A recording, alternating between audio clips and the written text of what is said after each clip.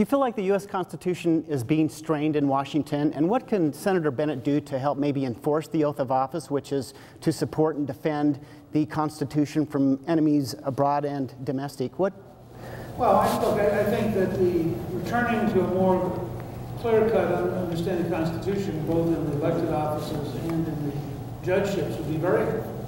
And I think that that ultimately happens because the American people insist on it, and they insist on it by election.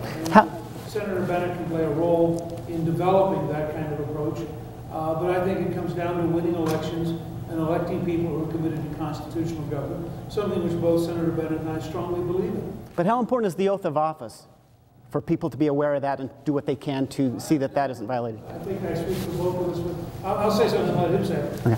Every time I took the oath of office, which I did 10 times, I took that oath very seriously as a solemn pledge to my country and to my family, to my children and my grandchildren, that I would try to do the right thing within the framework of the law and the Constitution. I felt exactly the same way about every oath I have taken. But one of the points that I think should be made in this talk about be faithful to the Constitution is the question of what does the Constitution mean and what does the Constitution say.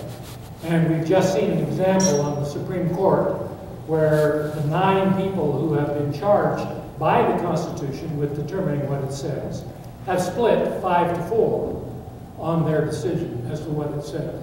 That is as old as the country. Jefferson and Adams split as to what the Constitution meant.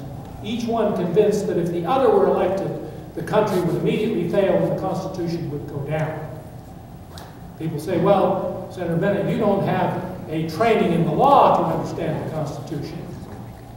I know 2 of my colleagues who have been constitutional scholars and have taught constitutional scholarship in law school, with whom I quite vigorously disagree.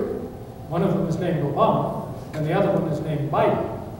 So I think we should be a little bit careful in saying all we need to do is have everybody honor his or her oath of office to the Constitution, because there are as many versions as to what the Constitution really means as there are careful examiners of the wording and history of it.